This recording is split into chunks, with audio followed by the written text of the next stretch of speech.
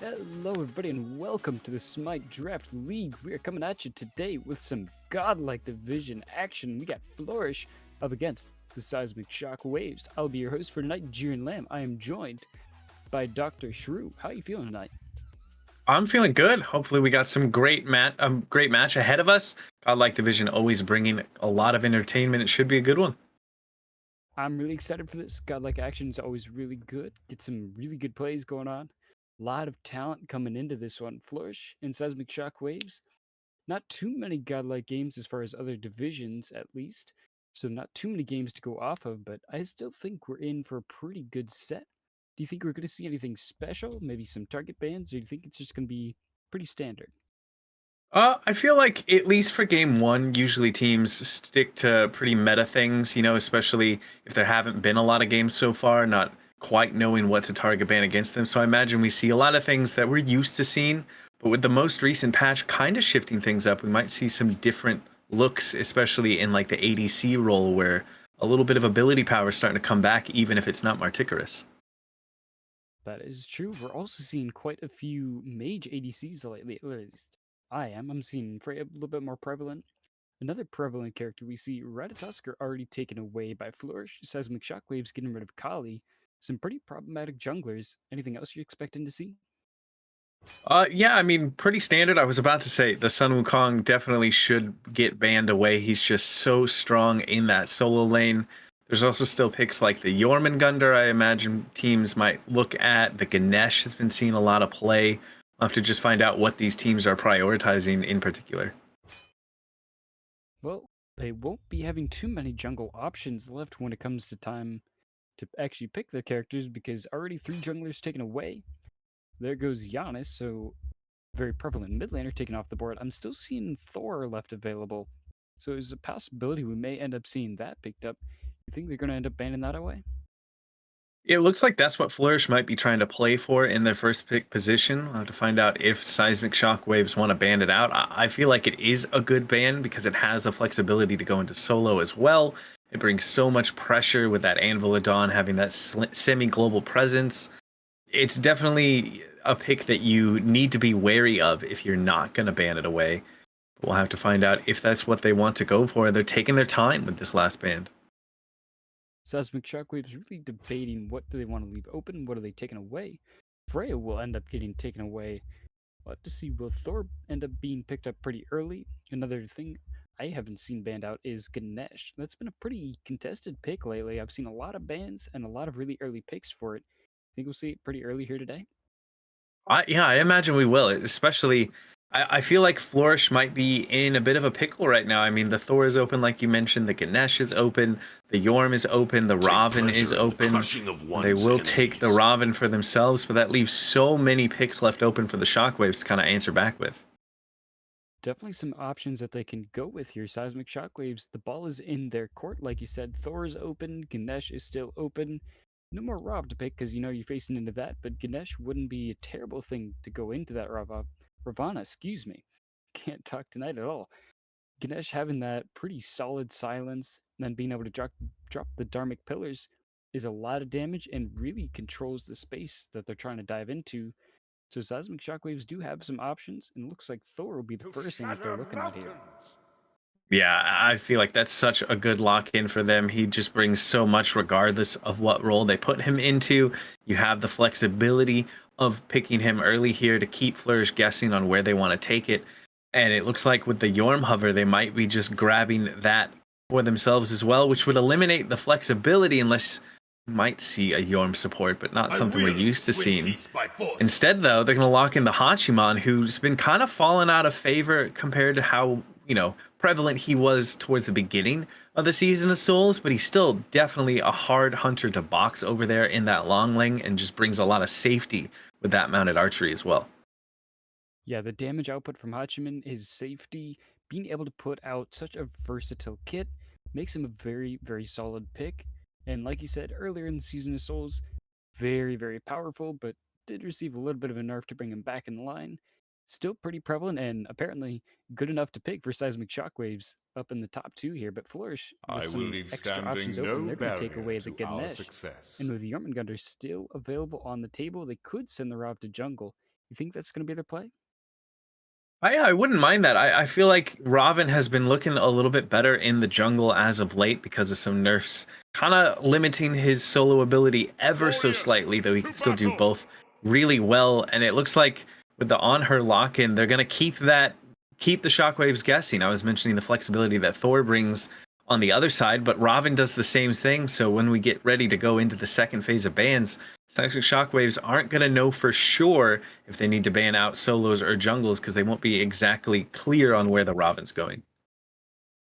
Honor is definitely going to be a really solid pick into that Hachiman because if he tries to pop his one, use the Eagle Eye to hit you from afar and do some extra damage, you have the extra safety of the pillow. Seismic Shockwave is going to go ahead and opt for the Kuzenbo, another very potent support pick lately. Yeah, Kuzenbo just looks so good recently, and you pair him up with a Hachiman, and that is just so much pressure in the dual lane. The kill potential between those two, the chase down, it's going to be hard for Flourish to fight into it, but they do have that Ganesh and the safety of the on her, like you mentioned. So I feel like dual lane could be full of a lot of fireworks here once we actually get into game.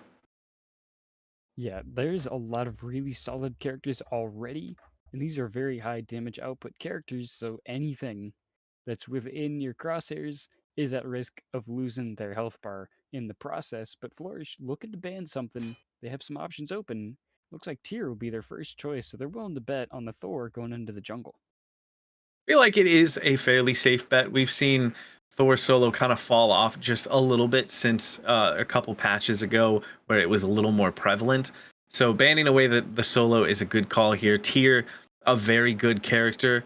It is a little interesting to me because Ganesh kind of shuts down Tyr, but it seems like they just don't want to deal with that super annoying and kind of hard to deal with pick, even if they have the Ganesh, while the Shockwaves are really focusing out that mid lane, taking away both the Agony and the Merlin.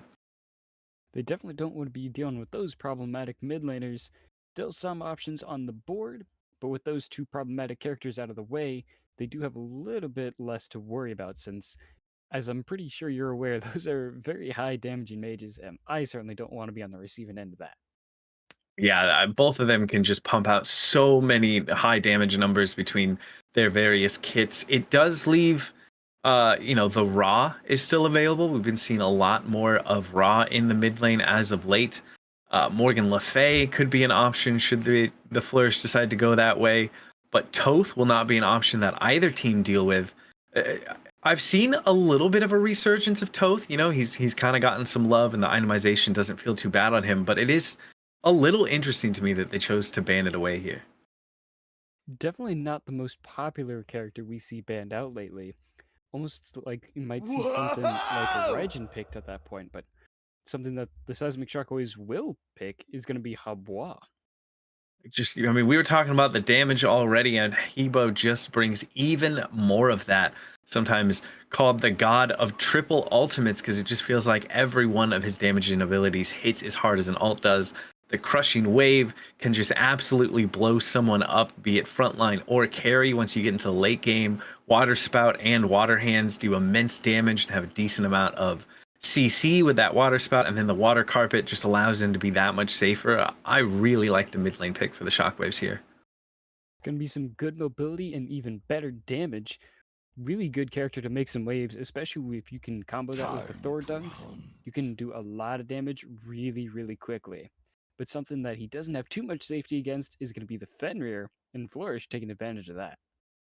Yeah, that's the perfect answer back by Flourish. Fenrir has always been You a are not counter to yet Hebo, ready a to great become lock the in there Jade because the Emperor. Brutalize can follow him through anything that he tries to do. It's so hard for Habois to get away from the Fenrir. I love that pickup. And the Yu Huang is just such a safe god and someone that feels really good with the mid builds that we've seen as of late. So I think Flourish have drafted themselves quite a team here. They've definitely got a lot of options set up for themselves. Some good CC, a lot of damage, and plenty of questions to ask. But Seismic Shockwaves asking a little bit of their own, bringing out the Wheelix as the last pick. They do have a couple of knockups to work with, mostly with the Habwa. And if you're really good at the timing, you could also rock with the Kuzenbo on the Watery Grave, but it looks like they will go ahead and secure Thor over to the solo lane, because I'm not personally expecting to see Wheelix there myself. Yeah, I don't expect to see it either. I suppose there could be a world where we see Thor mid and Habwa in the solo. I don't think I would want that, but that I have seen both of those picks go in those respective roles. I think the safe bet is definitely Thor in the jungle, and I really like the Awelish pickup here because much like the Fenrir counters out Hebo, Awelish kind of counters out Fenrir. So these teams kind of playing chess right now with their picks and bans because anytime Fenrir wants to leap in on somebody with that Unchained ability can just be pulled right back with Gravity Surge, and Awelish will be able to just blow up the opponent's jungler. Definitely some interesting counter matchups and interesting options of where this game could go. Not to mention, on her trying to get away, that jump is still able to be pulled back with the Gravity Surge. So we see a lot of extra options for both sides here. Some good play, good counterplay, but it's really going to be up to the teams to decide how do they play it. Do you think one side or the other is really going to be focusing on that early aggression, or are they going to wait for more team fights?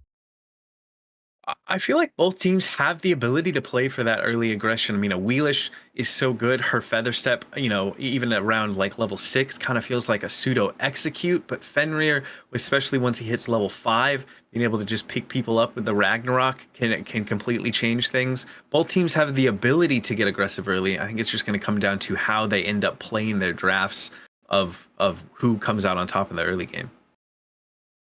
It will certainly be an interesting thing to see how it plays out, because there are plenty of options, but we'll just have to see who's going to ask the questions and who will answer them as we get into game number one.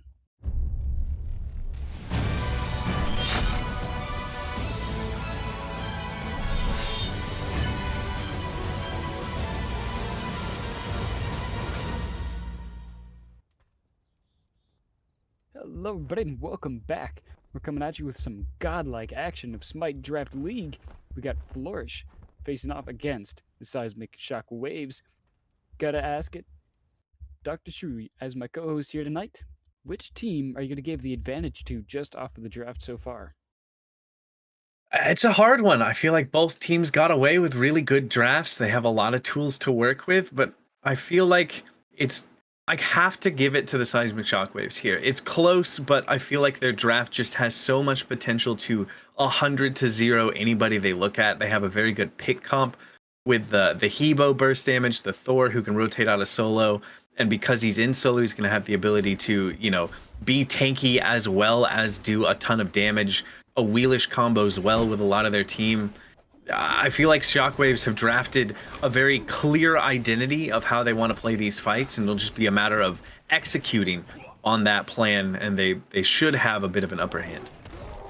We see a little bit of a different starting path coming out from Flourish here.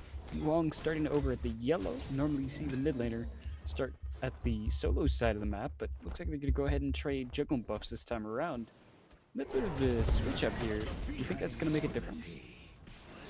It'll be minuscule. I wonder if they just thought that the clear was better from the Fenrir to help out around that buff, or if they just wanted the extra safety of the speed buff on the mid laner.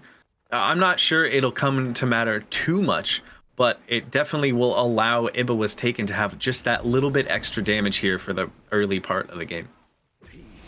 Definitely going to throw the other team for a little bit of a loop, but looks like Seismic Shockwaves adjusting to it pretty fairly well, I would say.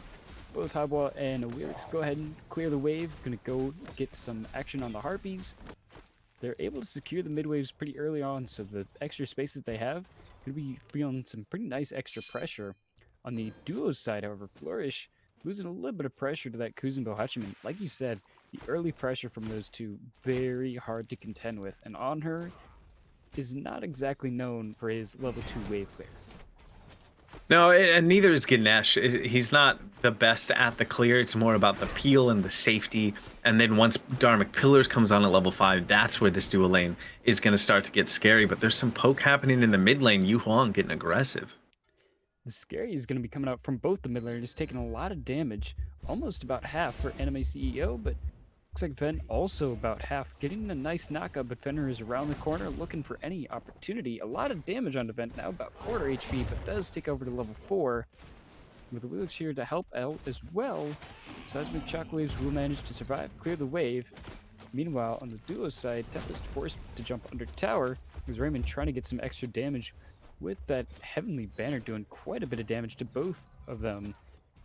Flourish, they're suffering some pressure here. Seismic Shockwaves does have the advantage currently. Where can they pull it back? I feel like they just need to continue to be patient. Once they start taking over to level 5, a lot of these gods become much more online, become much more of a threat. And even if these first few levels don't work out in their favor, they should be okay. A little bit of damage over here onto Nikola, but will be fine on the Raven as blue buff is secured. I feel like once we reach maybe the 5 or 6 minute mark, it's going to become so much easier for this Flourish squad to look to get aggressive. They'll have the Ragnarok online, they'll have the Dharmic Pillars, the Desert Fury for the On Her. There's a lot of ways for them to find this pressure back to get these picks to maybe go in their favor and start to extend their gold lead. And they're doing a good job of just playing patiently until those key moments come online. That is very true. Seismic Shockwave's doing a great job of getting the early pressure, but Flourish, they do have some really solid teamfight ultimates available. Not to mention, if they do get an early rotation, especially for that Stygian Beacon, we could see Nikola go very, very crazy in the backline with that Mystic Rush, doing some extra mitigation, and looks like STAILUS has already taken some damage from Nikola.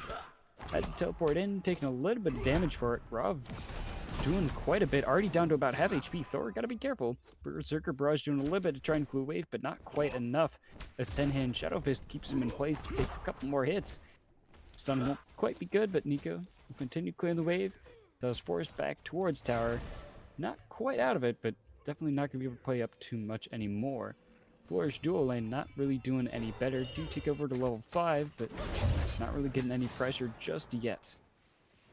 And Aggressing, managing to steal away the green buff there. I feel like what we saw in solo lane, though, is just why Raven is so annoying to go up against. I mean, he doesn't even have any damage in the build beyond the Bluestone, and he did so much to what the Thor was trying to do there, just spamming abilities, building up the shield the whole while. We could see an early-ish rotation out of IbbaWasTaken if he can catch the back.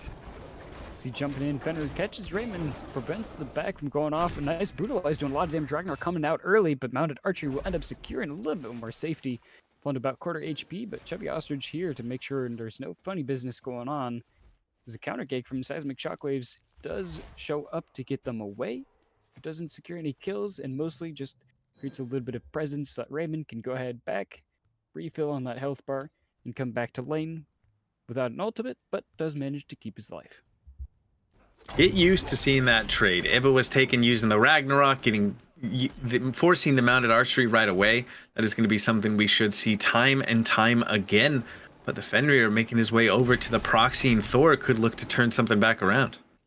Blue buff is available, but Nikola does not want any part of that. Wants to take a bite out of this jungle, or excuse me, solo laner in his jungle. Taking a lot of damage up into the skies. Thor looking for the dunk, Anvil of Dawn. Most likely going to be going defensively.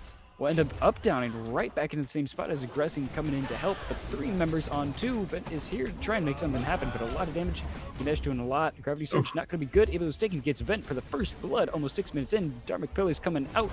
Gets a nice root on to the support, but Aggressing taking a lot of damage. Dueling Dragon's not quite on the mark as Aggressing tries to jump away, but Fenrir is on the chase. Double kill for IbbaWasTaken, and Fenrir off to a beautiful start. Raymond taking a lot of damage from On Her. A little bit down in the XP department, but On Her is winning with the health. Taking a lot of damage from Raymond, getting body blocked by minions. Jump is not quite on the mark. They do trade those abilities, but Heavenly Banner doing a lot.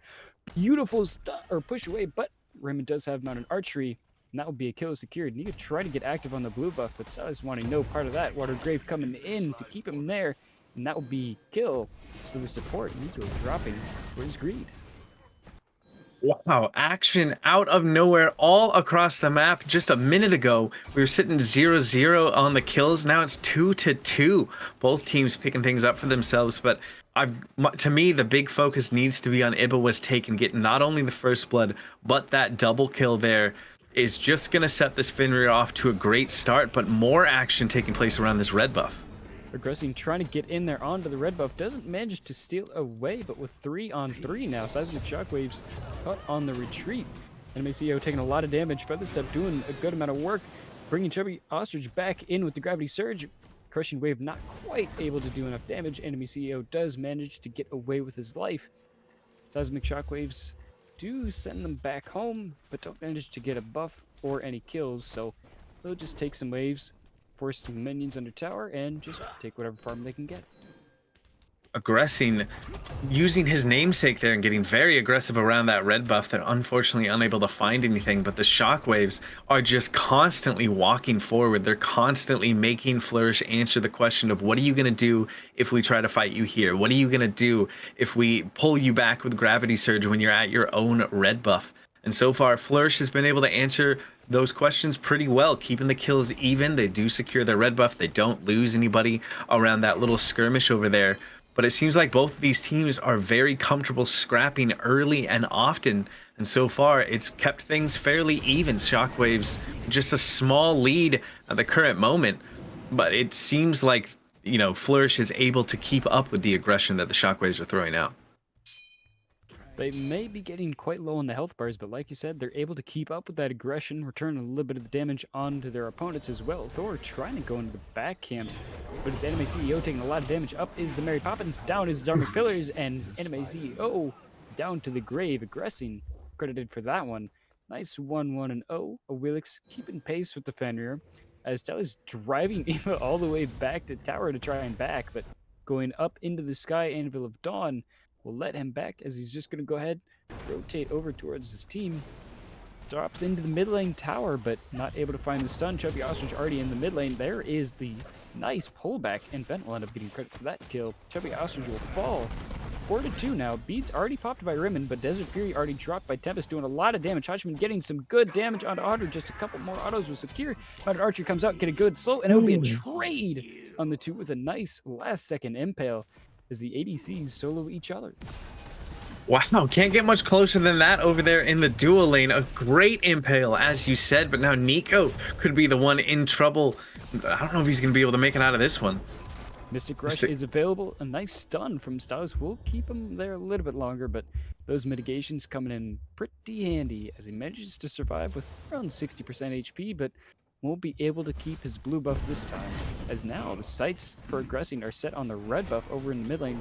Flourish trying to take it away, do manage to secure it. Animeceo will keep his buff for now, but true to his namesake, like you said, Aggressing looking to get in there and get active. 10 minutes into the game now, Aggressing does take the mid camps on the side there, but other than that, not really able to do too much at this moment. We're 2 minutes away from the beacon, which I feel like, based on how much these teams have been scrapping already in this game, I have to imagine we're going to see a big grouping from both teams. And I feel like sometimes teams undervalue the beacon, so I hope that we do see both teams prioritize it and want to fight over it.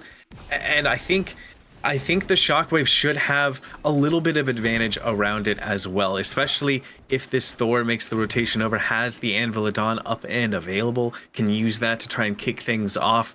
The Dharmic Pillars will be good on the other side to try and, you know, stall out that beacon fight, but I want to see the Seismic Shockwaves push the small lead that they have right now, get aggressive around this first objective of the game, just like they're getting aggressive onto the On-Her right now in the dual lane. Like you said, trying to push that advantage. Tempest almost got pushed by the Kuzenbo, manages to jump out in time. ChubbyOstrich with a nice silence to try and keep him at bay. Gravity Surge pulls him right back in. Water Grave knocking him up, keeping him around, and bounce to his grave. Raymond gets that kill. Pushed back out of tower. On her has to jump back in. Raymond doing a little bit of damage. Vent gets a kill over in mid lane. Animeceo will fall for his second death of the game as Seismic Shockwave, get plenty of space now to go ahead and opt for the Gold Fury, as we see a rotation from their solo laner. Now 5 strong on the Gold Fury. Beacon half a minute away. Gold Fury will go uncontested.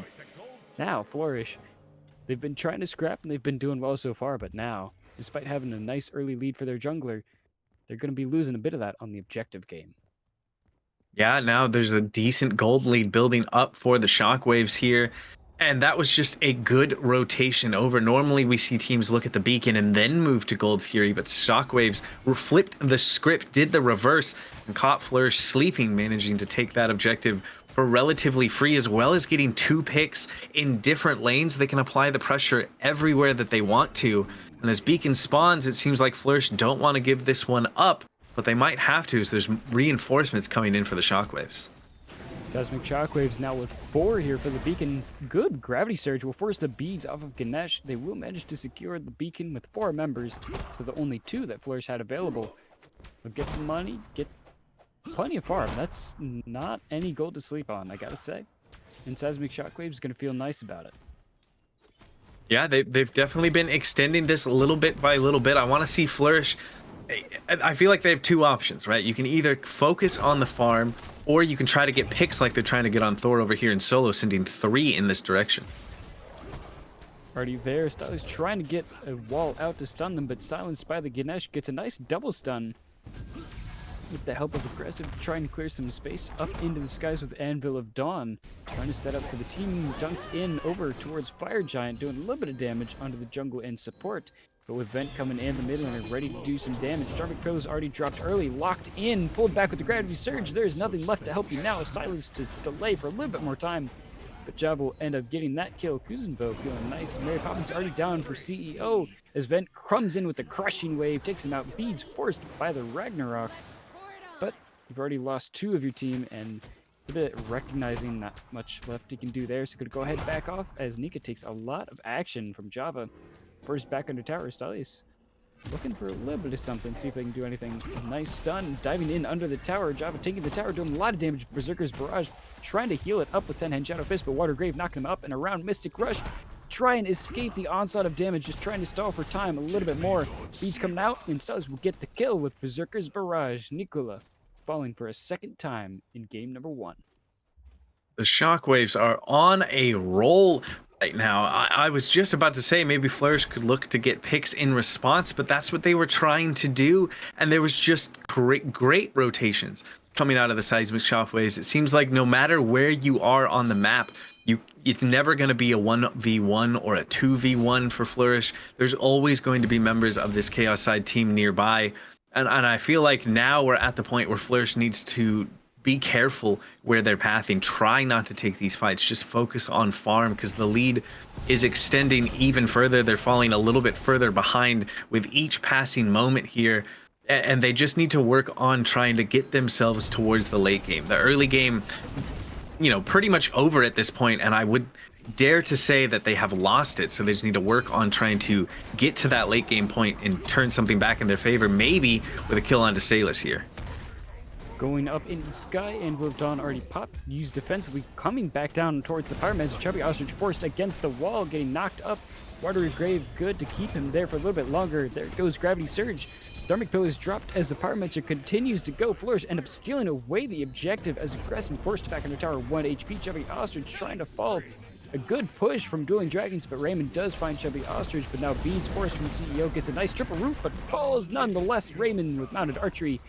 Those will fall to Tempest, but it will be a little bit late to try and save some of your teammates. A little bit more aggression coming out from Seismic Shockwaves in the mid lane, but they are running a little bit lower on health than they would like to. Waiting for Aggressing to come back, has finally returned. And this mid tier 1 tower will end up falling very quickly, only at a quarter HP. Flourish not willing to try and defend that, and that will open up Gold Fury if the Seismic Shockwaves decide they want it. And I see no reason why they shouldn't. They're pathing that way right now. And, Flourish did get something back there. They got a kill. They got the Pyromancer. If they lose this Gold Fury as well, it becomes less and less worth it. They are stepping up, though, to maybe defend it. I don't know if I particularly like that, but it seems like just their mere presence was enough to make the Shockwaves back up for the time being. The Shockwaves are just playing so well as a unit, time and time again. I mean, we saw STAILUS so far forward, taking that fight in the jungle of Flourish. He went up into the Anvil of Dawn and then just landed back by his team, but they were taking a different fight there too, and he was just able to help get a pick onto ChubbyOstrich there that led towards that mid lane tower falling, but now with a blinking under the tower, it could be more trouble. It is already down. Gravity Surge will be good. A nice stun will keep Tempest there for a little bit longer, but tower hurts Aggressing pretty bad. Tempest forced to run away in terror, but so is Seismic Shockwaves, so they're going to have to regroup. Beacon opening up very shortly, so they want to be there for that. Gold Fury may well be their next target if they end up getting a favorable fight against Flourish, and right now, that seems to be a pattern we're seeing. Flourish not really able to get the right fights. Is it just not working together as a team, or is it just Seismic Shockwaves forcing them really well? I think Seismic Shockwaves are just playing this absolutely beautifully. You know, Flourish, they've been grouping when they need to. They've been trying to take the smart fights, but the Shockwaves just always have numbers. They always know when and when they can't fight, and are taking the perfect opportunities. And they're going to look to take this beacon as well, but Flourish might not give it up for free. Trying to do a little bit of poke to try and keep themselves in it, but STAILUS in the backline trying to do something good. Impale will stall out the wall. A nice stun on Tempest, doing a little bit of damage, but Seismic Shockwaves, 5 members strong. They're going to go ahead, take what they got, back off, get set up. Not willing to look at the gold period just yet because they didn't win a big team fight, so they don't feel confident with this space. But do you think it's on the table next? It should be on the table really soon. I mean, their gold lead's almost around 6K now. They've been winning every fight that they've been taking, and I've called it a bunch of times that STAILUS could be in trouble, and maybe finally he is. They get one pick back in their favor, but I wasn't too sure because he's been able to Anvil a Dawn from away from it every single time. This is just, at least that's something back for Flourish, right? And they might be looking for more in the mid lane as well. Seismic Shockwaves tried to use that time that their solo laner bought to go for the gold 3, but not enough. Raymond will end up falling, or excuse me, Raymond will kill Tempest, who will fall to him. Dueling Dragons will not be enough. Raymond on the double kill. Animeceo will drop next. Nikola trying to get active into the backline, but Raymond pop beads, trying to survive. Nikola doing a lot of damage, but even getting caught out by the feather step that is aggressing. Gravity Surge will not quite be enough as Eva does get the kill, but will end up falling to Vent as Kuzenbo pushing one member back. And it will be ChubbyOstrich caught between 3. The rock in the hard place has come, and it is time for you to meet your doom. Raymond is now unstoppable. I mean, this Hachiman is absolutely popping off. I feel like I blinked and already he's 8-1-1. Raymond is just eating through the enemy team. Second highest damage in the lobby, only behind what iZVENT has on this Habois. The backline of the Shockwaves is doing so much to make sure that they're following up on all of the CC and all of the setup that their frontliners are doing for them, which has just been beautiful to watch. It's been working out as Nikola's back gets interrupted there, unfortunate by that little minion, but they're firing on all cylinders right now. We've seen Flourish have moments in these fights. They got a good pick onto Aggressing there in the mid lane. Thought maybe things would turn in their favor, but anytime you deal with one member of the Shockwaves, it seems like the rest of the team is just going to step up and make sure the fight still goes in their way. I feel like Flourish have to try and look at Raymond. They need to be able to get into the backline and try and slow down this Hachiman, because the shutdown would be very helpful for their team to be able to get that global gold with the comeback mechanics that we saw added in this season, as well as just slowing him down a bit. I mean, he's level 20 already. He's just looking so good all the time. They need to figure out something to deal with this.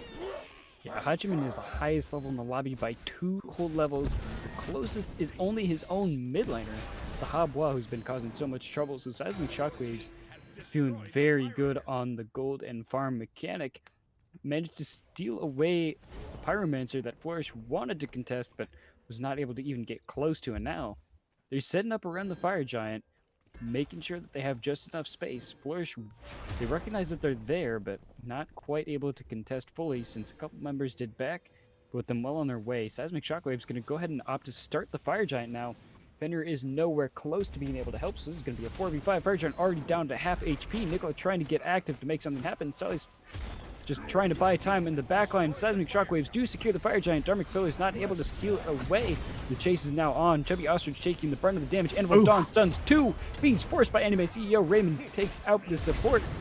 As now falling down, Mary Poppins not able to escape. iZVENT gets a double kill, takes out the backliners of the Flourish, and now it's just the solo and jungle left alive, trying to make something out of all of this disaster that is sprouted out of nowhere.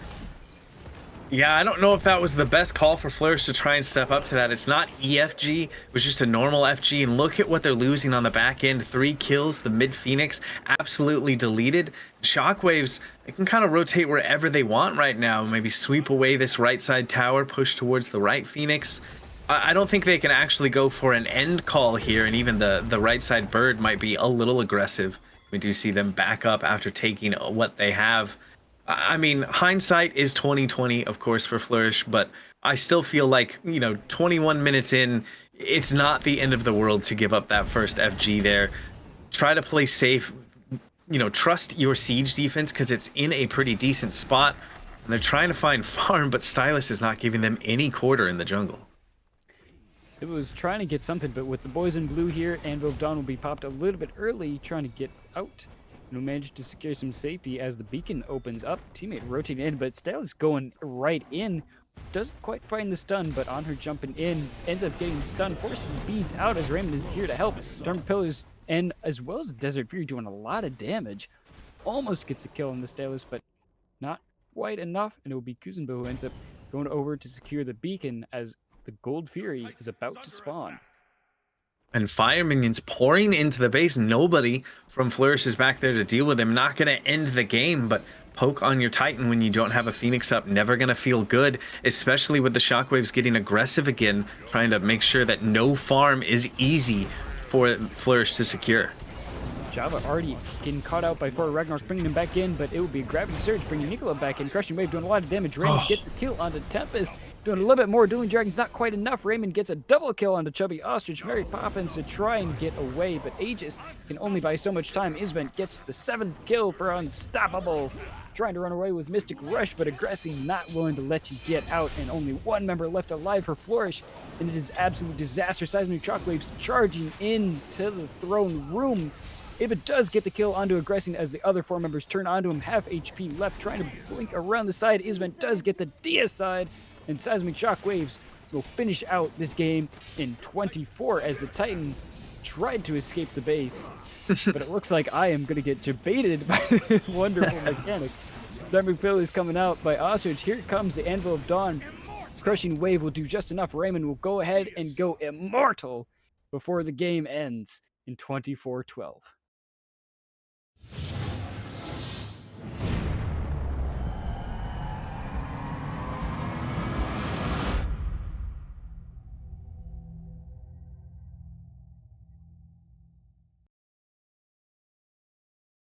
That was such a commanding presence and a beautiful team fight coming out from Seismic Shockwaves that they didn't kill the Titan just once in base, they took it out twice. They finished the job.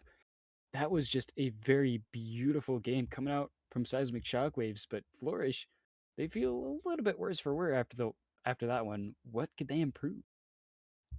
I don't know. I mean, Flourish, they were taking decent fights, and there were so many moments where it looked like this was their fight. This was their moment where they were going to be able to turn things around, and then Shockwaves just somehow managed to take the win in every fight. I mean, right there at the end, it looks like there's no world where their Kuzenbo doesn't fall. He's so low, gets picked up by the Ragnarok, but the entire team of the Shockwaves shows up. They just do so much damage. iZVENT pops off with the Crushing Wave and turns around to kill. Raymond picks up a couple for himself, and then that just was the end, even if they had to kill the Titan 2 separate times. Shockwaves just looked amazing at every turn. I feel like Flourish need to just look towards the picks and bans, look towards, what happened in the draft phase, because they showed they can play together well. They can take some of these fights. It just didn't seem like it worked out because the cohesion that came from the draft of the Shockwaves was just too much to handle.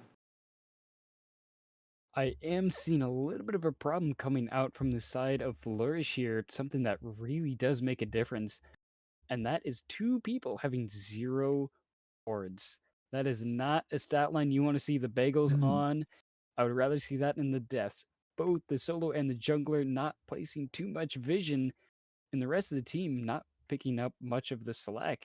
We all know the saying, I'm willing to bet somebody's captain has already told them, wards win games. And this time around, doesn't look like Flourish was willing to take that up.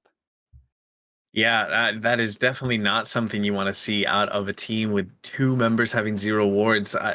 Vision definitely does win games, and we saw how well that worked out for the Shockwaves on the other side when they were starting to pull that Fire Giant. They had wards so deep into the jungle of Flourish, they knew when anybody was stepping up to try and contest, and they could make sure that they secured that Fire Giant for themselves. That Flourish definitely needs to up the ward game, but I do understand when you're behind, when you're struggling on gold, it's hard to spend that extra money to pick up a sentry here or there to pick up some normal wards. But it's going to save you from falling even further behind if you don't pick them up. Having that extra knowledge and the extra vision can come in very, very handy. It doesn't feel great to spend too much money on it, but it can save your life, and unfortunately, Flourish will end up making just one too many little mistakes that Seismic Shockwaves were more than willing to capitalize on. So game number one going to be a pretty convincing victory. Going into game number two, though, obviously Flourish not having the perfect start that they would want. So what do you think they're going to be looking for to change here going into game number two? I feel like they can look towards some respect bans now. You asked me, in, before game one, should they do respect bans, meta bans? In game one, I don't mind just going for what is known, what is meta. But after performances like what iZVENT had, after what Raymond did on the Hachiman, look to try and take some of these gods away. Whether it's banning them or picking them yourselves, because it seems like even locking in what is considered a tried and true Hebo counter with the Fenrir, it just wasn't enough to keep iZVENT under any realistic pressure. And Raymond just looked so good on the Hachi.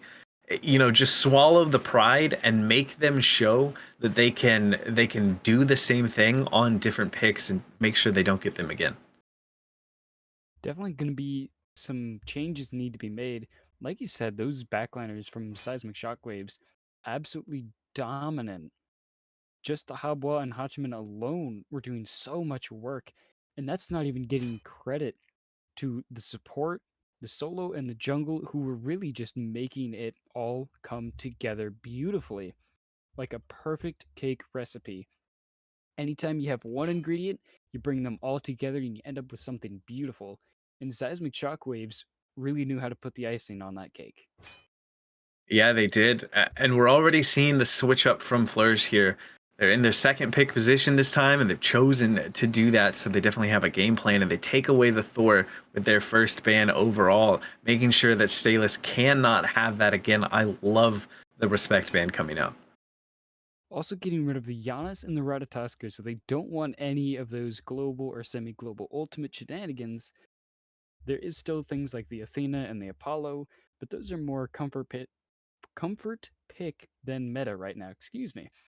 My tongue getting a little bit ahead of the rest of me. Seismic Shockwaves, however, getting rid of the Bakasura, Kali, and the Jormungandr. So they do still have the Sun Wukong available. Ganesh also on the board. They could run back the Ravana if they wanted to, but they do still have plenty of options available. It just really depends on what playstyle they're looking for. Do you think the Seismic Shockwaves are going to prioritize one of those picks over the others? I feel like it's gotta be the Sun Wukong. I mean, they are in the first pick position. They purposely did not ban that god. I feel like based on what we just saw with the Thor, it would match STAILUS's playstyle so well, being able to get into the backline and just be so disruptive, so safe, with the ability to go up into the somersault cloud. Gotta be the choice. But I forgot about the Freya. That was banned away in game one too, and it seems like the Shockwaves prioritizing that hyper late game carry that they can give to Raymond. And if his game one performance is anything to base this Freya pick on, I am terrified if I'm on the side of the Flourish. Especially because the later this goes, the stronger she is going to get. And Raymond already displaying masterful knowledge of the ADC role, even when you're taking a lot of heat from those ganks, making something happen out of it. Flourish going to go ahead and pick up the Sun Wukong that Seismic Shockwaves was putting down. So this time with it in play, there will be a little bit more space coming from Nikola, Who's ready to going from the coffee? Robin to the Sun going to be a big difference maker? I think the Sun Wukong is a great pickup for Flourish. I'm just a little taken off guard by this Bacchus pickup.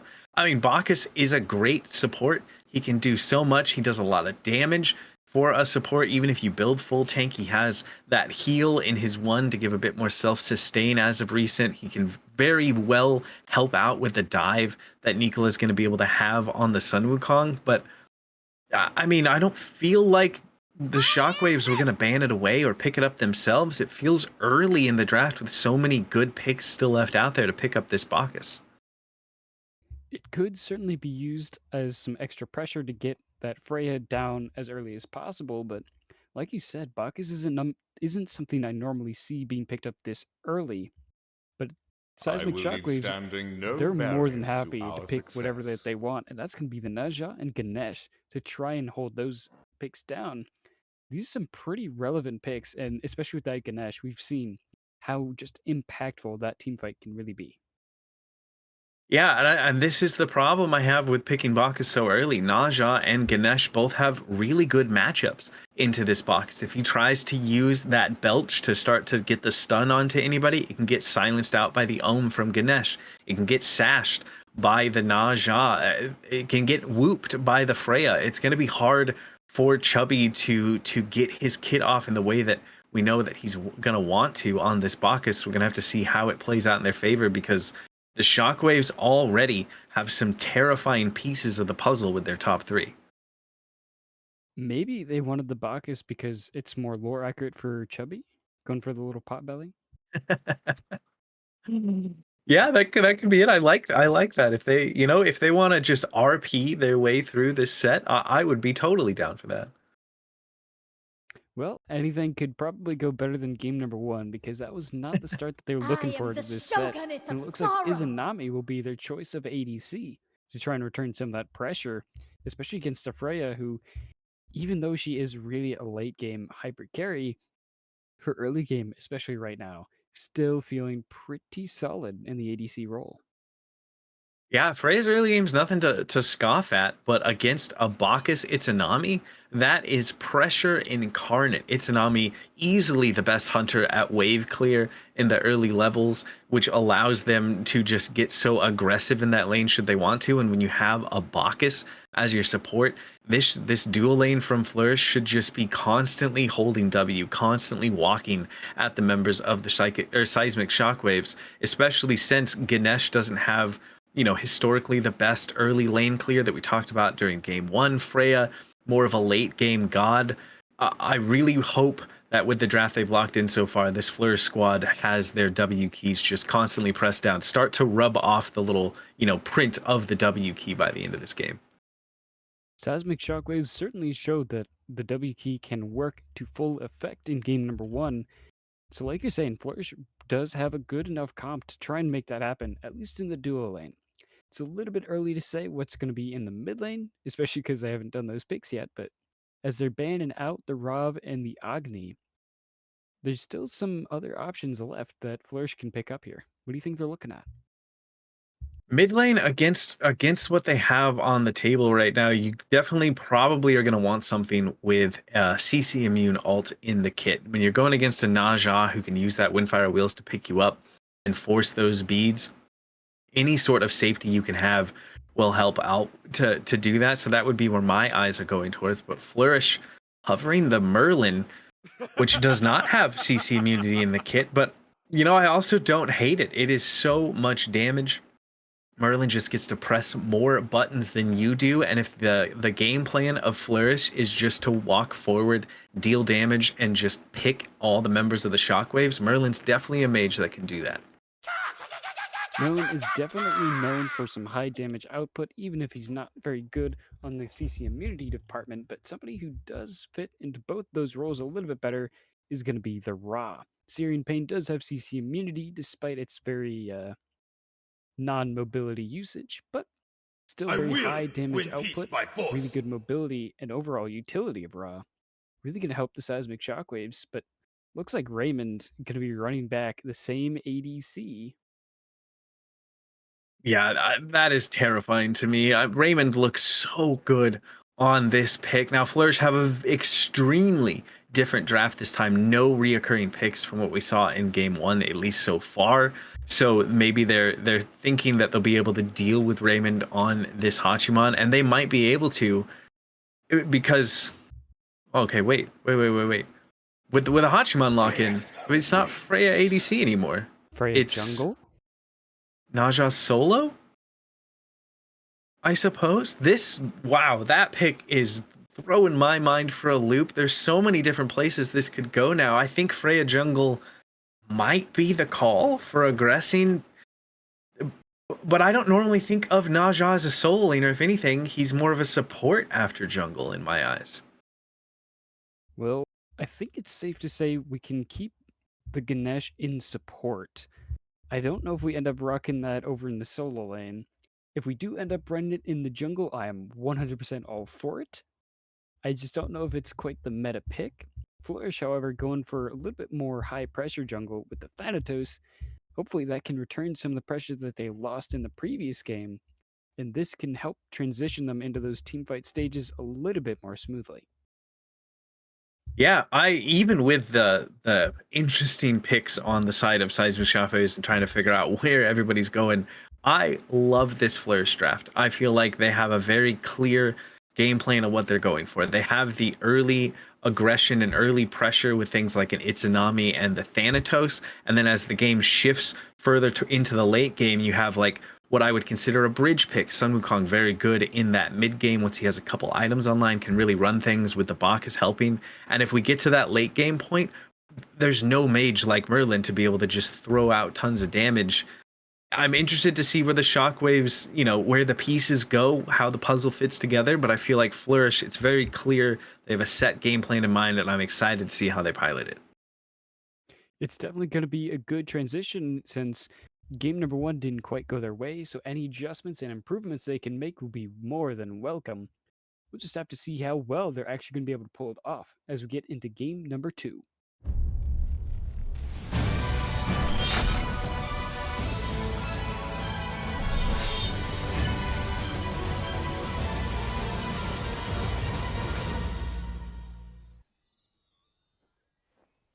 Welcome back, everybody. We've got game number two of Godlike Division. Seismic Shockwaves taking on Team Flourish. So far, Flourish not off to the greatest start that they were hoping for. It looks like we will end up seeing a Freya hovering over to the solo side.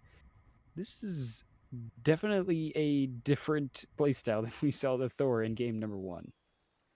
Yeah, I feel like I had to just make sure my glasses were working and I could actually see that correctly. STAILUS on the Freya solo is such an interesting choice. I mean, we talked about different places each of these members could have gone. I'll tell you, my brain never said Freya solo. I did not think that was an option. I feel bad for Nikola on this Sun Wukong. I mean, feel like it's a good pick that will be able to survive this pressure, but when you have someone like a Freya against you in the solo lane, sometimes it just feels so hard to go against. You just wish, well, I couldn't have been a normal warrior that was against me in this lane right now. And it's going to be really hard for Nikola to keep up with the pressure. He's going to have to use the full extent of the safety that Sun Wukong's kit has. And maybe that's the Shockwave's game plan. Make sure that Nikola can't run away with all the extra pressure that Sun Wukong usually has because he has to go up against a hyper carry like a Freya. Yeah, that is a lot of damage, and it's going to get very scary the longer this game goes on. So Seismic Shockwaves, they're certainly cooking something up. Flourish going to have to be able to survive that. But so far in the mid lane, seems to be going fine. Dual lane, Seismic Shockwaves having a lot of trouble. Hachiman falling very, very low to that. Izanami barely able to survive with a dash under tower. Beautiful early pressure coming out from Team Flourish in the duo side this time, but with a Bacchus Izanami, that's kind of to be expected. Yeah, I don't feel like there's a world where that doesn't go that direction, but already we see that it's the counter matchup that Ganesh has over the Bacchus, two ways to interrupt that belch. Another thing I'm noticing is it looks like there was a role swap on the side of Flourish. ChubbyOstrich is not playing that RP. He's in the mid lane this time where the fighting's happening. Aggressing end up getting the first kill onto Ibba as Aggressing and iZVENT chasing down ChubbyOstrich. A nice laser beam. Aggressing gets the second kill of the game, 2 minutes in now, and it's a double for the jungler on Seismic Shockwaves. Previously, it was Flourish who got that early double kill in mid. This time, Seismic Shockwaves taking a nice early lead for themselves. Do you think this little weird reversal that we're seeing might be what Flourish is looking for? Yeah, maybe the team who gets the double kill first blood is the team destined to lose. I assume that's what Flourish is going to be hoping, at least, as we see the damage that can come out from this Freya in the early game, how annoying it must be for Nikola to deal with. Something we haven't talked about at all yet, because of all the craziness of the rest of this game so far, is this combo of the Naja and the Ra together, right? Phoenix likes to talk about a lot as PEMDAS, the order of operations.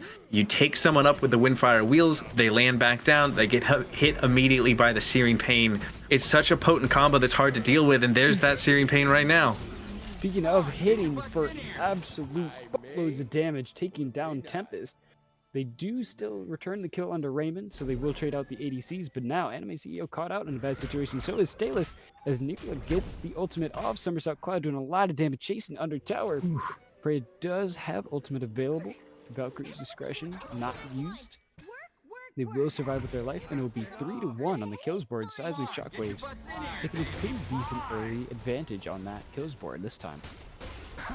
That kill happened in dual lane so quickly, I didn't even notice that there was, I mean, it felt like the fight just began, and all of a sudden, there was just someone dead. The burst damage coming out of this Seismic Shockwaves team already is just feeling like a lot, and they might look to get even more on the shield buff. Aggressing going in with the slash onto Animeceo, but a nice silence coming out from Iznami as Bacchus does quite a bit of damage, and it will be the Ganesh who ends up taking a lot of the damage. Shell not good enough. Tempest gets the kill, but as Tempest will end up falling to Aggressing, his Animeceo is now left high and dry without an ADC and a kill.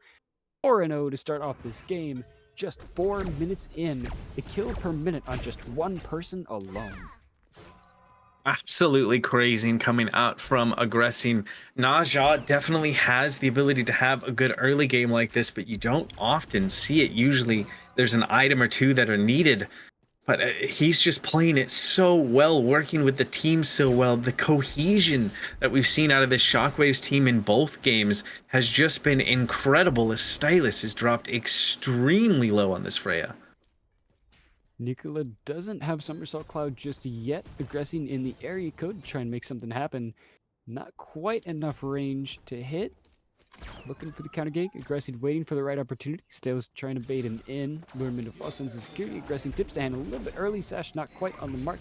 Done from the Tiger form. 72 transformations taken up. Somersault Cloud is now available. STAILUS in a little bit of trouble if he decides to come back down. But Nikola waiting to just heal up. Will get out of dodge as Vent is coming around, but 3 members of Flourish coming around behind them, looking to make the counter rotation as they looking for just the blue buff. Animeceo go ahead, jump in early, gets a nice double stun. STAILUS taking a lot of damage from the Merlin, but here comes around the back. IbbaWasTaken taken. Thanatos trying to get something up in the sky. Ibba does get the kill on the Vent as ChubbyOstrich falls. STAILUS will end up taking him out before, but Nikola will take out STAILUS finally, as Aggressing is now left against 3, trying to escape with the Universe Ring toss, but Ibba will get the double kill, and that will be a nice return for Flourish. That's exactly what Flourish needed. Ends up being a 3-for-1 favoring them out. That is just what the doctor ordered here for Flourish, to try and make sure that this game does not get out of hand as it did in game 1. They take a great fight over there, grouping with the counter rotation, the counter engage coming out from this Flourish squad to turn that fight back in their favor.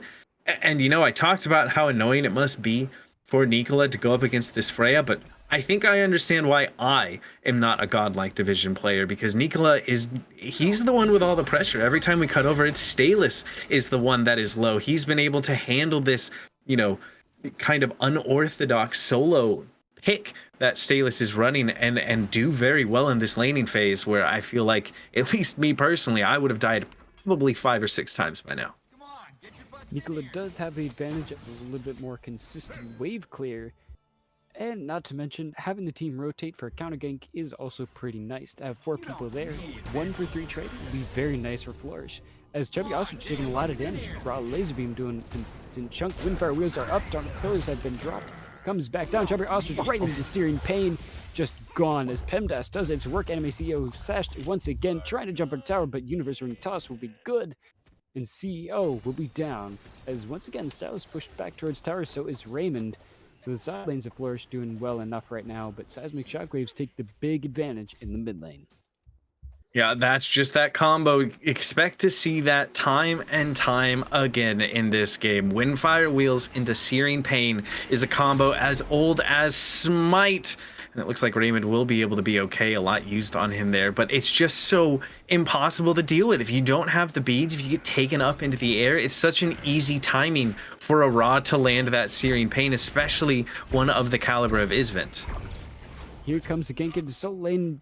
Nikola doesn't manage to get the somersault cloud off in time. Tries to charge it, but Aggressing a little bit too much damage, and STAILUS popping it on top as well.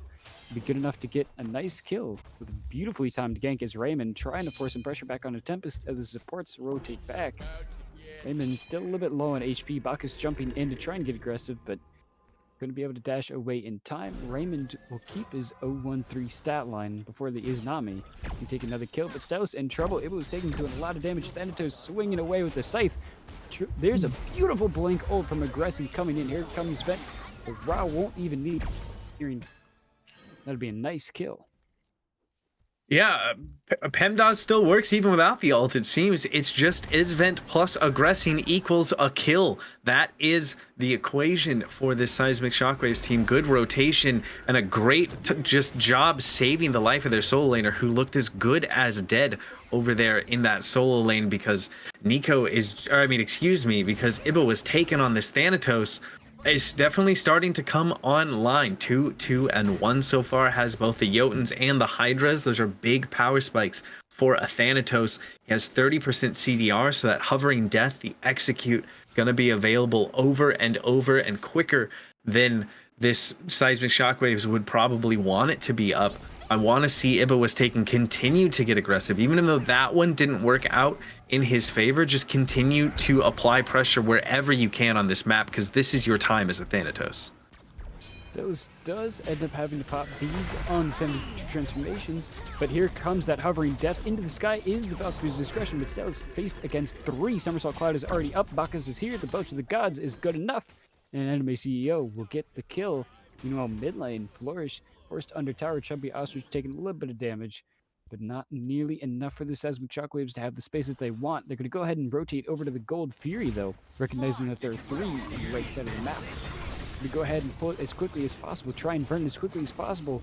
There goes the Dharmic Pillars. Gold Fury already half HP, down to a quarter. Nobody from Flourish in sight in Searing Pain. Be good enough secure for a Gold Fury. Get your butts in here.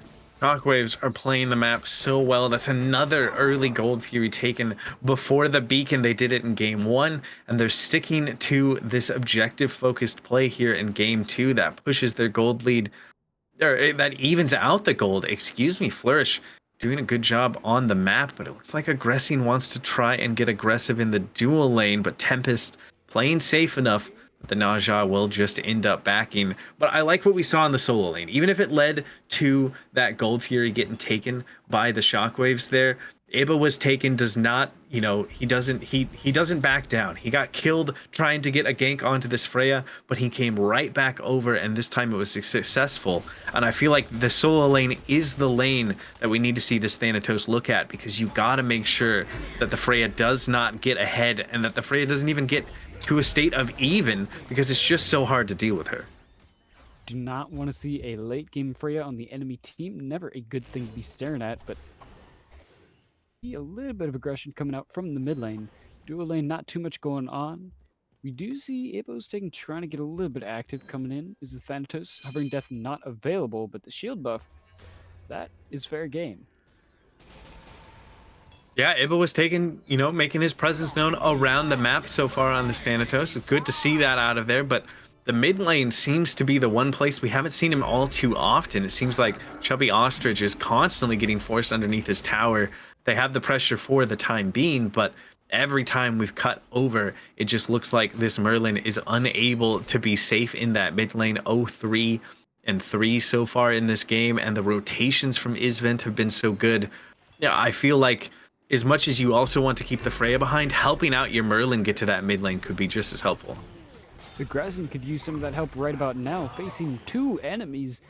But here comes Raymond to try and do some damage, but Animeceo doing a lot of damage. Forces the Windfire wheels out early as Tempest drops the ultimate, but here comes Ibba breaking in. Scythe will be good. Hovering Death popped. They do manage to survive getting out of tower, dropping down onto iZVENT, taking a lot of damage for it though. Laser Beam doing a lot, Raymond Otto's doing even more, but Scythe taking out for the double kill. Raymond falling very, very low under the tower, taking a lot of heat against 4, and Animeceo picking up another kill for himself. Tower almost dropping ChubbyOstrich, but here comes STAILUS. Don't back too early. Whoop does get off. ChubbyOstrich forced up into the air and will end up falling right back down. As now Animeceo taking a lot of damage, no health, no mana, and here comes Java to make sure you don't get away. Dharmic Pillars gonna go ahead and secure the kill. A Ganesh kill over there to end things off around that fight. Not something you see very often. Typical Java committing the ult to make sure that that kill went in their favor. But we saw a bit of what is so scary about this Freya. We're not fully online yet. It's not something to completely cower in fear from at the current moment, though. STAILUS wants to show that maybe I'm wrong. Look at the damage coming out of this Freya. But a lot coming out from Izanami as well. Not even using the relics, does manage to pick up the return kill as 2 of the team comes in clutch, trying to make something happen, but not clutch enough. Tempest trying to run away, trying to escape from Raymond. Java chasing down as well around the tower, but here comes the team to secure some peel and a little bit of space. Raymond will end up falling for IbbaWasTaken. Killing spree now as 4 members are here. Java will end up falling. Double kill for Ibba. Make it 4. What's another one? Nika looking to try and get Aggressing out of his face. So this is my jungle now. I'm going to go ahead and rotate over my team. That is an Oni Fury about to spawn in 10 seconds left on the dual lane for Seismic Shockwaves. Flourish in a beautiful position to go ahead and pull Oni Fury. I'm going to go ahead and start already. iZVENT does have Searing Pain available. Wrapping on the back to try and go for the steal. Instead goes for the kill on the Tempest. Doesn't manage to get it. Flourish does secure the Oni Fury. He's been trying to run away from all the members. Nika doing a lot of damage. The Kudger doing quite a bit with 4 chasing down. Ibba trying to run in. Somersault Cloud is already good. Going in to just tank the tower a little bit longer. Windfire Wheels will end up taking ChubbyOstrich out of the equation. Dharmic Pillars to try and peel. iZVENT trying to run away from the hovering death that is Ibba. But he's not going to be engaging on that anytime soon. Got enough damage and will take it home. Wow, iZVENT was criminal from the raw, living for that long, allowing his team to show up. Aggressing got in there, good use of the Windfire wheels to help turn that fight back in their favor. I thought, I mean, after we saw iZVENT not use the Searing Pain to secure that Oni Fury, I thought this was just trouble, like the trouble that STAILUS might be in, but wanting to take this fight. STAILUS just handling a 1v2 just fine, but here comes Nikola, causing all kinds of trouble, popping up Valkyrie's Discretion very early. Java here, Aegis already popped early, but ChubbyOstrich coming around the corner, they don't know. ChubbyOstrich gets the kill, STAILUS will fall. And that's now a 3-on-1 against Java, already under half HP, falling even lower. Izanami doing quite a bit of damage. Dash trying to catch up. Nikola will use the cudgel to smack him on the back of the head, send him packing home. Meanwhile, the Pyromancer falls to the Seismic Shockwaves.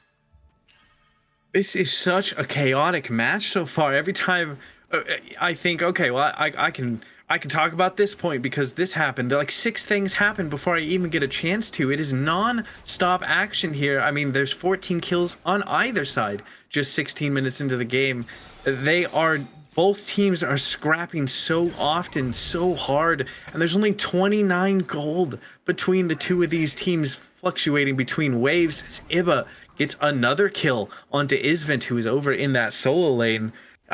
Both of these teams just want to fight. I mean, you might as well call this arena with how much they're just scrapping, though they are doing objectives as well. And I have to worry about Flourish with this type of playstyle. It's extending this game because neither team's able to get too much of an advantage because of all the fighting. And the team that has the Freya, which is the Seismic Shockwaves in this case, are always going to be the ones that are okay with this going late. They're going to have an absolute hyper carry the later this game gets. And STAILUS already half healthy Nikola with just a few autos trying to chase down even further, forcing the Somersault Cloud under tower.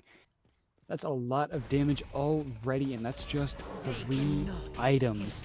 Meanwhile, Java in the mid lane getting caught by 2. Big scythe coming out from Ibba, dropping the Dharmic Pillars. Hovering Death popped.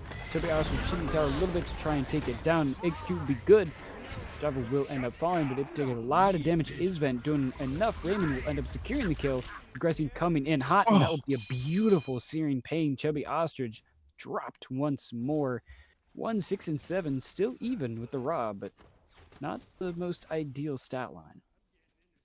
Not at all, but that is the one thing that Flourish can hope to bank on as they get further into this game. They may not have a Freya, but they have a Merlin, the best god in the game when it comes to siege defense. One of the best, if not the best god for burning down objectives out of that mid roll.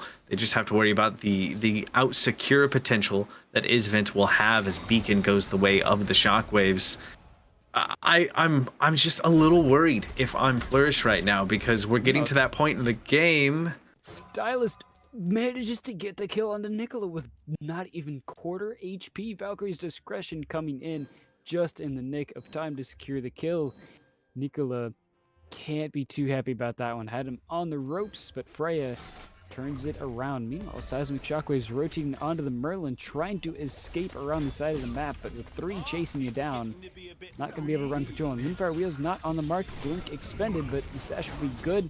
Raw coming around the corner. Dharmic Pillars dropped, slowed, and iZVENT will end up securing the kill. STAILUS taking another 1v1, this time against a Thanatos, but the execute will be just enough. Boys in blue coming around the corner to try and return the kill. No ult for the Thanatos, trying to get some damage in. Sasha with the beads. Beautiful and will get the kill. It will be dropped. Now 3 on 3 as Nikola returns to this fight. Aggressing, trying to do some damage. Nice double jump from Bacchus, but Aggressing taking a little bit too much damage. iZVENT doing enough of it to kill Aggressing. iZVENT trying to get away. Java trying to make sure he can. Somersault Cloud good up into the air. Try and get closer to iZVENT. Not able to get the Tiger Form stun, does manage to do a lot with the cudgel, and the autos will be just enough to beat him down. As Flourish now manages to even up the kill board, 19 all. Could this game be any more back and forth? We are still so even in gold. 2k at the 19-minute mark doesn't amount to too much. The kills are even, as you mentioned. The map state is fairly even, but Flourish might be looking to turn that around, because they're over here on the Fire Giant and they're starting to burn it down quickly. STAILUS, the only one really in range. STAILUS does have more than enough damage to make them think twice about it. Going in unbeknownst, ChubbyOstrich manages to flicker away, but getting caught out. Box doing quite a bit of damage, forced up into Valkyrie's Discretion early. Fire Giant still at quarter HP, not enough damage to try and steal, but Dharmic Pillars will be the attempt. Flourish does manage to keep the Fire Giant of their own. Ibba getting a lot of damage onto him. Aggressing gets the kill. Animeceo taking a lot of damage without too much mana. Gonna have to back off as Raymond dashes in with the mounted archery. The cudgel doing a lot of damage. Beads from Raymond keep him autoing in the fight. Tempest trying to escape, but Aggressing will get the double kill. As Tempest falls, Animeceo now caught out by 3 as Raymond trying to get back in auto range. That will be a triple kill for Aggressing as the Nausea going very big in this fight. Now 2 members left to Flourish with the Fire Giant alive. Searing Pain not quite on the mark as Nikola trying to escape from the damage onslaught as they dive tower. Java falls to the Chaos Tower. iZVENT tries to pick up the Merlin around the backside, but Somersault Cloud will let Nika heal up just enough to convince the rest of Seismic Shockwaves to back off. Flourish probably feeling a little bit like Thanos right now. They got the Fire Giant, but what did it cost? So much off the back of that. They lost Fire Giants only around the waist of Nikola and ChubbyOstrich. They do manage to secure it, which, you know, at least takes it off the map, right? Shockwaves can't pick that up for themselves, but they're not going to be able to do too much with it. They lost a lot of members, and the members that did survive had to back up, and look what the Shockwaves are able to do now. They're the ones with the aggressive positioning. They're the ones trying to catch people out in the jungle. Bacchus will hopefully be safe enough to get away from STAILUS, but this Freya has officially reached late game, and Windfire Wheels will kick things off. Already taken up. IbbaWasTaken taking a lot of damage. Agents will not be enough to save you. because you don't have it. Aggressing gets credit for that kill. Dharmic is already dropped. Animeceo taking a lot of damage. Able to walk away without taking too much from Dharmic alone, but the rest of the team will do more than enough. Aggressing already on the double kill, out for more blood, as we see iZVENT on the opposite side of the map, distracting Nikola as they go on a little bit of a wild goose chase, trying to protect the tower. Rotating 2 levels down, Solon looking at this mid laner, trying to do something with the cudgel, but opting to just go ahead, save the tower. Meanwhile, the Seismic Shockwaves looking to get some more objectives under their belt. Gold Fury this time will be the one looked at. Meanwhile, Aggressing going straight for the Pyromancer. Shockwaves have enough of a lead right now that they can just split these objectives and get both at the same time. Aggressing able to solo this Pyromancer without too much issue whatsoever, and they'll pick up both for themselves. You know, I've been talking about STAILUS over and over in this game because Freya is that sense of impending doom anytime she's in a lobby, but maybe I should have been talking about Aggressing this whole time. He's the one that's bringing the impending doom to Flourish right now. 13, 3, and 5 on this Naja. Wherever Aggressing goes, death has just followed in his wake, and this beacon fight might not be any different. Keep your eye on this Naja. Already getting active on the enemy. CEO does manage to escape without taking too much damage, but Flourish not going to be able to contest the beacon hardly at all, as all of Seismic Shockwaves showing up to make sure that they can defend it. The Titans soon to be pouring down the mid lane. They recognize Thanatos over on the solar side, trying to do a little bit of a split push, but STAILUS not willing to let him go. That would be Hovering Death trying to escape, dropping back down on STAILUS, dropping a lot of damage. Safe doing a lot, almost able to get the kill. Aegis is good to save his life a little bit longer. Oh, no. Valkyrie's discretion gets the kill.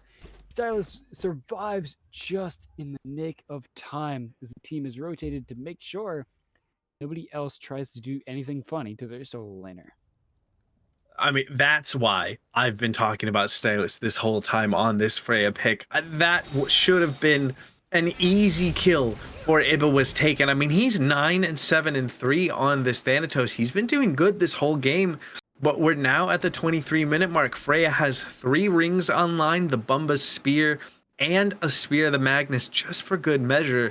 It is going to be so hard for anybody to 1v1 STAILUS now on this pick. It's going to need to be during a team fight with multiple members diving onto this Freya in order to get the pick. But if they do that, they're going to ignore Aggressing, who's been looking absolutely perfect on this Naja. Not to mention the other members of this Shockwaves team. Flourish have a lot of work ahead of them.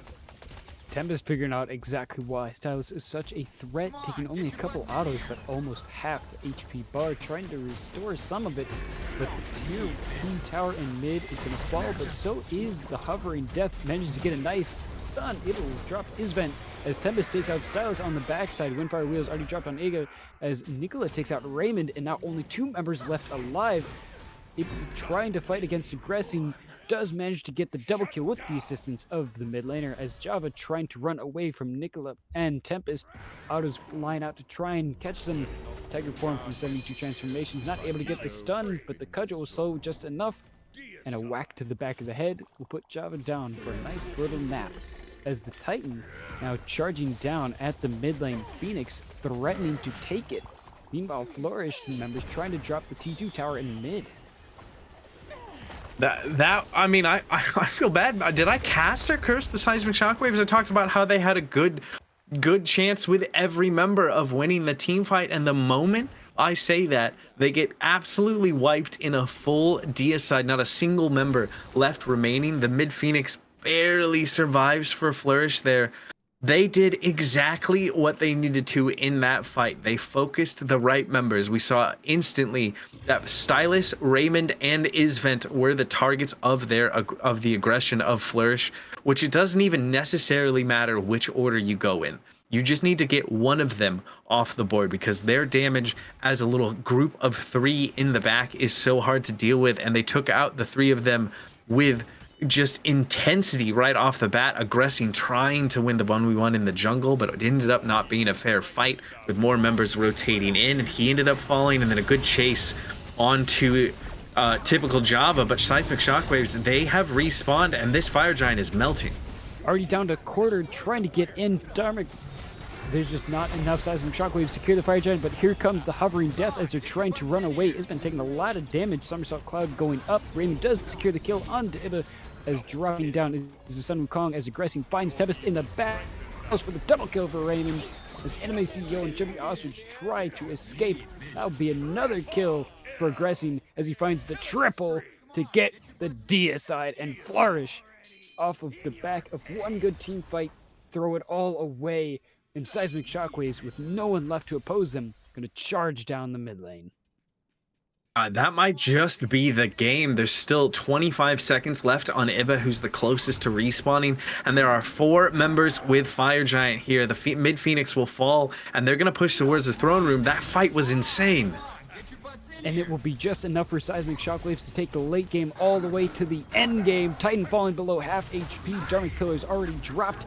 Raw Searing Pain secures the kill. Titan will fall once again. Seismic Shockwaves with a beautiful 2-0.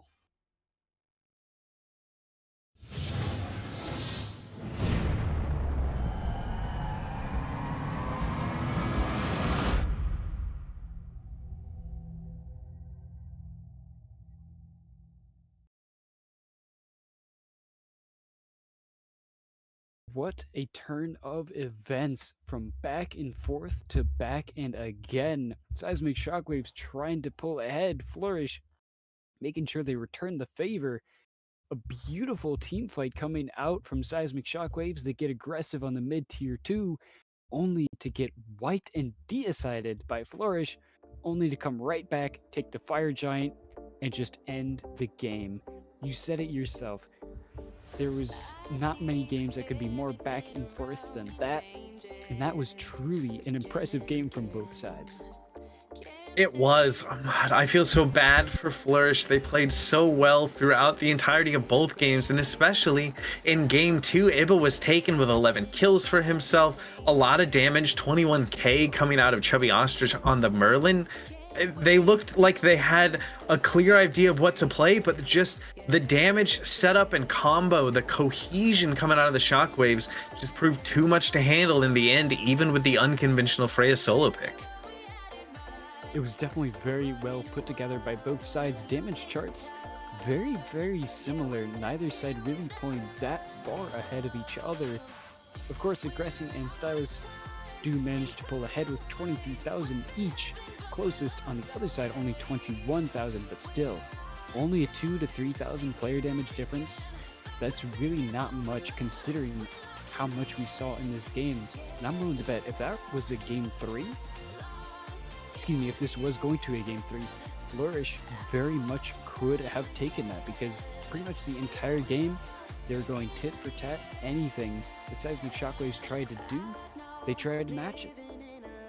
Yeah, they were doing very well at keeping up with it. It feels like if it was just even a different day of the week, maybe it could have gone Flourish's way for at least one of those games. But unfortunately for them, it did not. There can only be one winner in these games, and today that goes to Seismic Shockwaves. Seismic Shockwaves will walk away with a 2-0 victory, but Flourish, they do at least get some good information out of it. They know what didn't quite work so well. They did figure out that they can do well into that team, even after a very dominant game number 1. Able to pull it back to that in game number 2. I think Flourish is still not feeling too horrible about that loss, because it still could have been worse. Yeah, definitely. I feel like, they still have time, right? This is week 5. They've shown that they can keep up with a team like the Seismic Shockwaves, and the 2-0 that you might see on a piece of paper in the future on the stat sheet looking back on it does not show how close that game was at points. And Flourish can kind of use that, build upon that, and try to get a little further, into the season and try to take their team, into the playoffs and show what I know they can do based on what we just saw. Absolutely beautiful games coming out from both sides. Seismic Shockwaves will end up taking this victory in week number 5 of Godlike Division Smite Draft League. Thank you so much for joining us. I've been Jeeringlamb. I've been joined by the wonderful DoctahShru. And make sure to shower all of your love and affection on the wonderful Nooblet, bringing this camera action to you. This wouldn't be possible without him, especially because he owns the server. Thank you everybody so much for watching. Have a good night, and we'll see you all later.